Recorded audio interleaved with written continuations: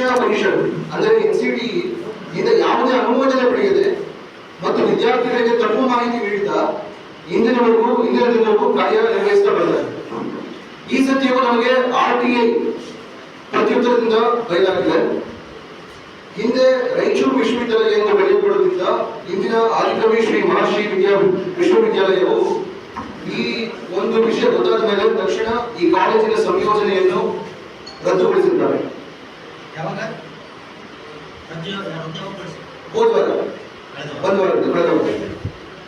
ಅದನ್ನ ಇದನ್ನ ಪೂರ್ಣ ಮಾಹಿತಿ ಕೊಡ್ತೀನಿ. ಇವಾಗ ಜಸ್ಟ್ ಹೇಳ್ತೇನೆ.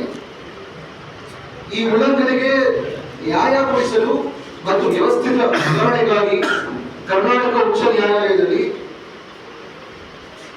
ಸಾರ್ವಜನಿಕ ಹಿತಾಸಕ್ತಿ ಮೊಕದ್ದಮೆ ಅಂದರೆ ಪಬ್ಲಿಕ್ ಇಂಟ್ರೆಸ್ಟ್ ಲಿಟಿಗೇಷನ್ ದಾಖಲಾಗಿದೆ. ಇಂದು ನಾವು ತಮ್ಮೆಲ್ಲರೊಂದಿಗೆ ಒಂದು ದೃಢೀಕೃತ ದಾಖಲೆಗಳನ್ನು ಹಂಚಿಕೊಳ್ತಾ ಮತ್ತೆ ಆಮೇಲೆ ನಿಮ್ಮ ಪ್ರಶ್ನೆಗಳಿಗೆ ಉತ್ತರಿಸ್ತೇವೆ. ಮೊದಲು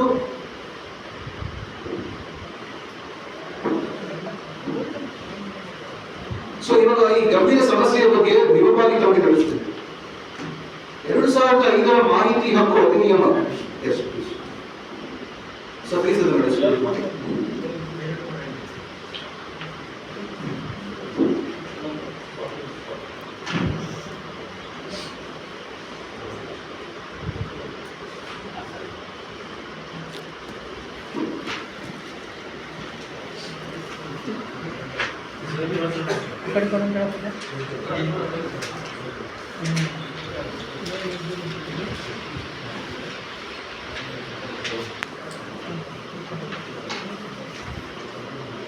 ಕನ್ನಡ ಇಂಗ್ಲೀಷ್ ಬರೋದು ಅಷ್ಟೇ ಸರ್.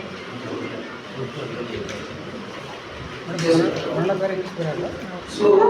2005ರ ಮಾಹಿತಿ ಹಕ್ಕು ಕಾಯ್ದೆಯಡಿ ಸಲ್ಲಿಸಲಾದ RTI ಅರ್ಜಿಯ ಮೂಲಕ ನಂದಿನಿ ಶಿಕ್ಷಣ ಮಹಾವಿದ್ಯಾಲಯವು 2017-18ರಿಂದ ಇಂದಿನವರೆಗೂ NCTಯ ದಕ್ಷಿಣ ಪ್ರಾದೇಶಿಕ ಸಮಿತಿಯಿಂದ ಯಾವುದೇ ರೀತಿಯ ಪರ್ಮಿಷನ್ ಅಥವಾ ಅನುಮೋದನೆ ಪಡೆಯದೆ ಕಾರ್ಯನಿರ್ವಹಿಸುತ್ತಿರುವುದು ಬಯಲಾಗಿದೆ.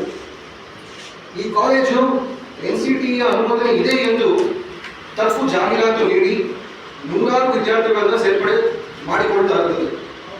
ಆದರೆ NCTಯ ಕೇಂದ್ರ ಸಾರ್ವಜನಿಕ ಮಾಹಿತಿ ಅಧಿಕಾರಿ ಅವರ RTI ಪ್ರತ್ಯುತ್ತರದಲ್ಲಿ ಯಾವುದೇ ಅನುಮೋದನೆ ಇಲ್ಲ ಎಂದು ಮತ್ತು NCTE ಅನುಮೋದನೆ ಹಿಂಪಡೆದಿರುವ ವಿಡ್ರಾವಲ್ ಆರ್ಡರ್ ಇಂದ ಈ ಕಾಲೇಜಿಗೆ ಸರ್ಕಾರದಿಂದ ಯಾವುದೇ ರೀತಿಯ ಮಾನ್ಯತೆ ಅಥವಾ ಅನುಮೋದನೆ ಇಲ್ಲ ಎಂದು ಸ್ಪಷ್ಟವಾಗಿ ತಿಳಿದು ಬಂದಿದೆ. ಈ ದಾಖಲೆಗಳ ಜೊತೆಗೆ ನಾವು NCTಯ ಮೇಲ್ವಿಚಾರಣೆ ಅಧಿಕಾರಿಗಳ ಜೊತೆ ಸಭೆ ಮಾಡಿ ರಾಯಚೂರು ವಿಶ್ವವಿದ್ಯಾಲಯಕ್ಕೆ ದಾಖಲೆಗಳ ಸಮೇತ ಪತ್ರ ನೀಡಿದ್ವಿ. ನಾವು ಕೊಟ್ಟಂತಹ ಮಾಹಿತಿಯನ್ನು ಆಧರಿಸಿ ಸಾಕಷ್ಟು ವಿಚಾರಣೆ ಮಾಡಿ ಆದಿಕವಿ ಶ್ರೀ ಮಹರ್ಷಿ ವಾಲ್ಮೀಕಿ ವಿಶ್ವವಿದ್ಯಾಲಯವು ತಕ್ಷಣ ಈ ಕಾಲೇಜಿನ ಸಂಯೋಜನೆಯನ್ನು ರದ್ದುಗೊಳಿಸಿದೆ. ಇದರಲ್ಲಿ ಲಾಸ್ಟ್ ಇದರಲ್ಲಿ ಆರ್ಡರ್ 29/4/2025.